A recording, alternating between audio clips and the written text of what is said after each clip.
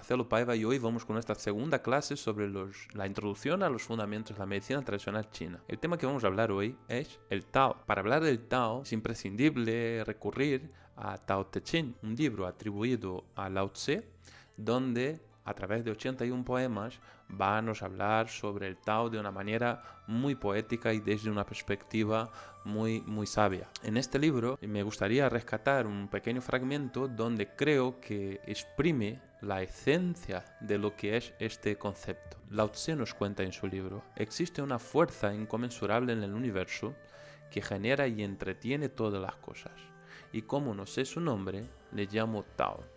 En este pequeño fragmento, Lao Tse nos da 3 pistas bastante importantes al respecto del Tao. Primero, concebir la existencia de todo lo que existe a través de la creación de una fuerza inconmensurable, como lo describe él. El segundo concepto es que esta fuerza es la que genera todo lo que existe. Y el tercer aspecto es la perspectiva desde el punto de vista de la humildad, en el sentido de que, como no sé su nombre, le voy a llamar Tao. En este aspecto vemos algunas cosas. Primero, desde el punto de vista oriental, él no personifica, o sea, hay una despersonificación de la fuerza creadora. Él dice que existe una fuerza, pero no la especifica como es.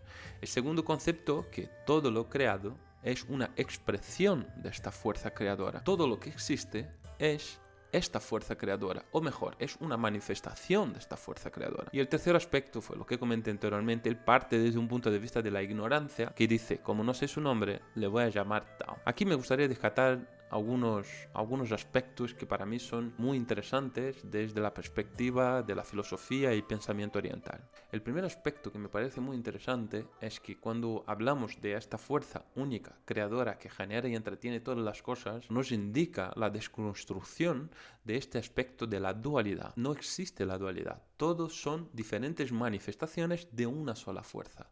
En Occidente estamos acostumbrados a lidiar con lo prohibido, lo permitido, lo bueno, lo malo, lo positivo, lo negativo, y desde una perspectiva del pensamiento oriental, en su esencia, este aspecto no existe.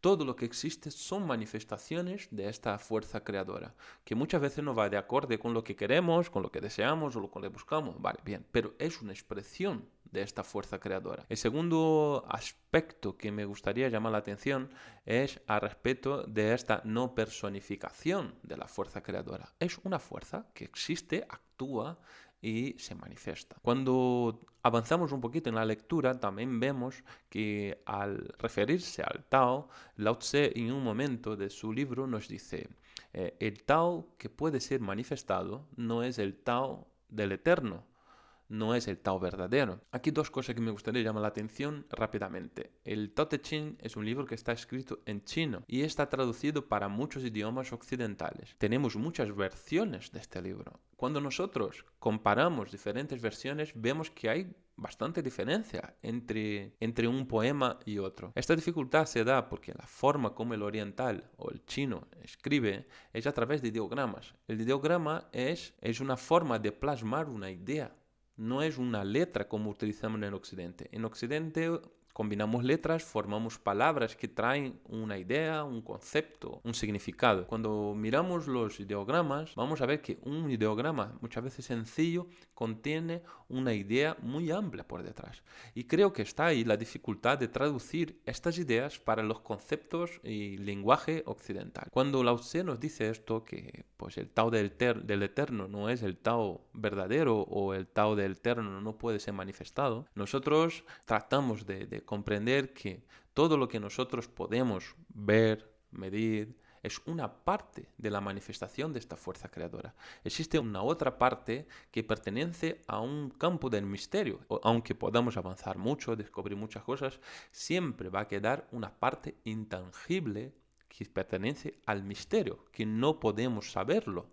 Nosotros solo podemos saber lo que se manifiesta, y su manifestación es simplemente una parte de él. A la hora de representar el Tao, utilizamos una simbología, como esta que tenemos aquí en pantalla, y aquí vamos a ver algunos aspectos. Tenemos una parte oscura, una parte blanca. Estas dos partes van a representar las dos formas como esta fuerza creadora suele manifestarse. Estas dos formas nosotros vamos a llamar de yin el movimiento de concentración y vamos a llamar de yang el movimiento de expansión. Están en constante movimiento. Cuando el movimiento llega a su máxima contracción, empieza a su expansión. Y cuando llega a su máxima expansión, empieza a volver a su máxima contracción. Esta dinámica del movimiento de la energía, del chi, o de la manifestación de la energía o de esta fuerza inconmensurable, como queramos llamar, ello se aplica a todo. Todo está constantemente en contracción y expansión. Por ejemplo, el día alternando con la noche, las estaciones del año, los ciclos vitales, todo está en constante expansión y contracción. Entonces, al representar el Tao, él va a representar estas dos formas que la energía o que la fuerza se manifiesta. O esta fuerza se está expandiendo y la llamamos Yang, o entonces esta fuerza se está contrayendo y la llamamos Yin. Cuando nosotros traducimos estos conceptos para el occidente, acabamos cometiendo pequeños errores que aparentemente no tienen mucha importancia, pero perjudican en cierto modo la comprensión del movimiento de la energía.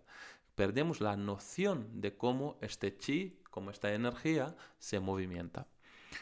Cuando, por ejemplo, vamos a describir lo que es yin o lo que es yang, cometemos algunos errores básicos, ¿no? Por ejemplo, diciendo, el yin es la quietud, el yang es el movimiento, el hombre es yang, la mujer es yin, el día es yang, la noche es yin. Este concepto de yin y de yang nosotros siempre tenemos que tener en referencia a algo. Un día puede ser perfectamente un día yang y un día también puede ser un día yin, dependiendo de el parámetro o la referencia que nosotros vayamos a considerar.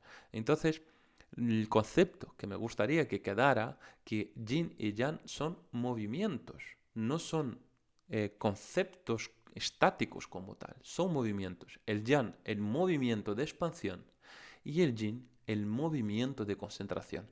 Y estos movimientos se alternan y se recrean entre sí. Y de esta manera fue la forma que nosotros conseguimos captar la manifestación que se deja ver, podemos contemplar de esta fuerza creadora. Así que creo que con estos conceptos fundamentales podemos empezar a tener una pequeña idea sobre los fundamentos de la medicina tradicional china. Muchas gracias a todos y hasta el próximo vídeo. Chao, chao.